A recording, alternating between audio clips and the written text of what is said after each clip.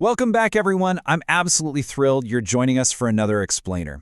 If you're the kind of focused learner who loves unpacking complex, profound ideas down to their absolute core, you are in exactly the right place today. We're going to do something a little bit different, and honestly, it's incredibly fascinating. You know, in highly technical fields, it's so tempting to just rush past the introductions. We always want to skip straight to the formulas, the schematics, the hard data. But today, we're hitting the brakes to appreciate the foundation. We're going to deeply analyze a single, solitary phrase. It's just 6 words, but it's a sequence of words that completely redefines an entire technical field and changes exactly how we interact with the physical world of technology. Okay, let's dive into this. What happens when a hard science becomes a creative pursuit? I want you to really think about this as we get started. We normally keep these two worlds totally separate in our minds, don't we? Science is over here, safely bound by strict laws, rigid parameters, and exact calculations. And creativity is over there, wild, subjective, completely boundaryless. But what happens when those walls collapse? Keep that philosophical question right in the back of your mind as our foundation today, because it's going to completely flip the lens through which we view technical mastery. Section 1. The core source. 6 words that change everything. Let's just strip away all the noise, all the complex jargon, and use the power of a good pause to let the deep meaning of our source material sink in. Learning the art of electronics. I'm going to say that one more time, just slowly and deliberately. Learning the art of electronics. This solitary, minimalist source text is what's going to ground this entire explainer. We don't even need surrounding context. The entire philosophy we're uncovering is contained right here in these specific word choices. Section 2. The concept of learning, an active process. So the crucial point is right there at the beginning. The text doesn't say the rules of electronics or a guide to electronics. By leading with the word learning, it immediately implies an active, ongoing process. It's not some finite destination you just arrive at one Tuesday and you're done. Learning is a continuous action. The text beautifully positions you not as someone who's just going to memorize a textbook, but as a perpetual student of a craft. It's a lot like learning a living language rather than memorizing a static history book, right? A history book is fixed. You learn the dates, memorize the events, and that's it. But a living language? You're always picking up new idioms, new slang, new ways to express yourself. The journey of understanding is continuous, and our source text embraces that reality right out of the gate. To logically structure the rest of our deep dive, we can actually break this phrase down into 3 fundamental pieces. First up, we've got learning, which represents that continuous journey we just talked about. Then we have art, which dictates our approach. And finally, electronics, which is the medium we're working within. Each of these pillars supports the others to create a completely unique mindset for tackling a technical discipline. So let's take a closer look at that second component. Section 3. Why an art? Beyond the math. Now this is what I consider the absolute most surprising word in the entire text. It injects a massive sense of energy and wonder into a space where you really wouldn't expect it. It's such an unexpected pairing, matching a highly technical discipline with pure creativity.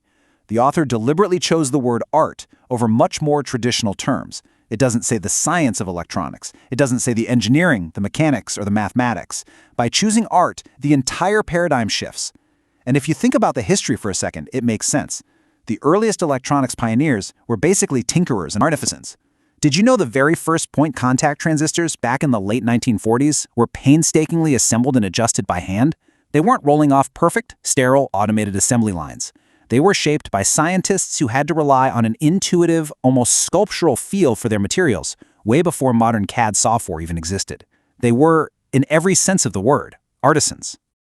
This visual comparison really hits the nail on the head.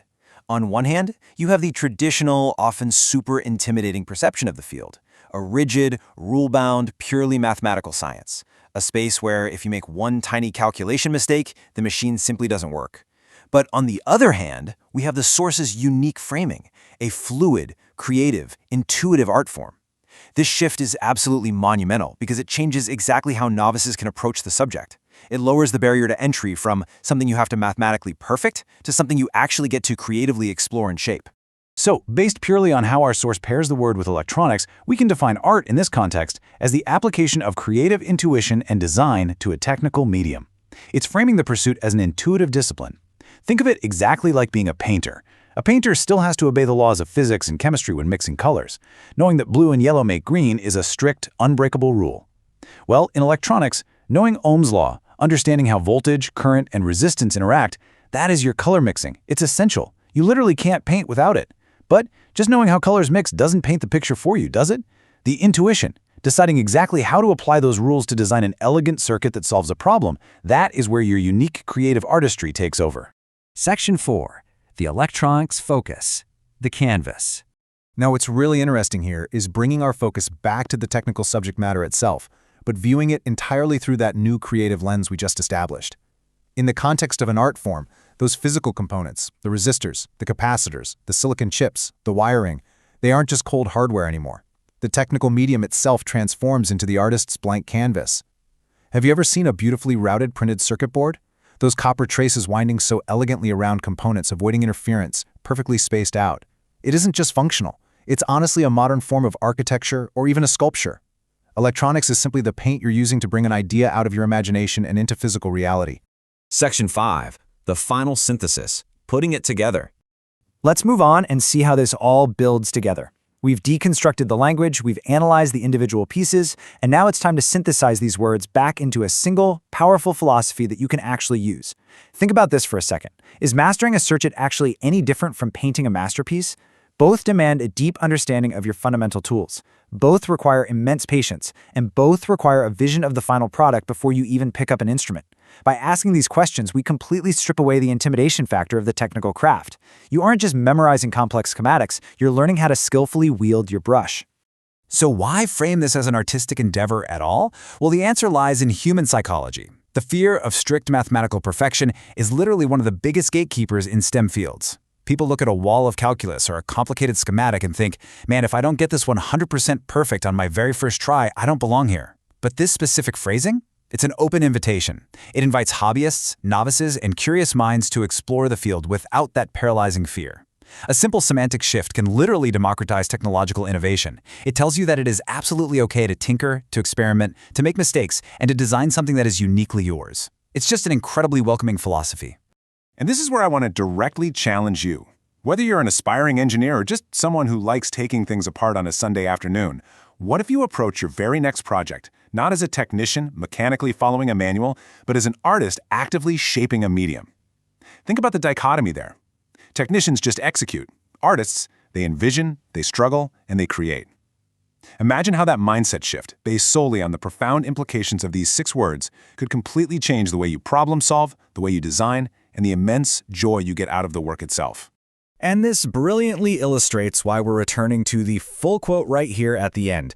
Learning the art of electronics. I want you to sit with those words one more time. Their meaning has vastly expanded for us after this deep dive, hasn't it? What started as a simple title is no longer just a phrase, it's a manifesto for continuous, creative exploration within a technical world. It's a powerful reminder that science and creativity are not opposites, they are, and always have been, the perfect partners. Which leaves us with one final, very important thought to close out this explainer. Now that you understand the medium and you truly understand the philosophy of the journey, what kind of art are you going to create with your electronics? I really hope this deep dive has sparked your curiosity, lowered those barriers to entry in your own mind, and left you eager to kick off your very own artistic journey. Thank you so much for exploring this with me today, and I'll catch you next time.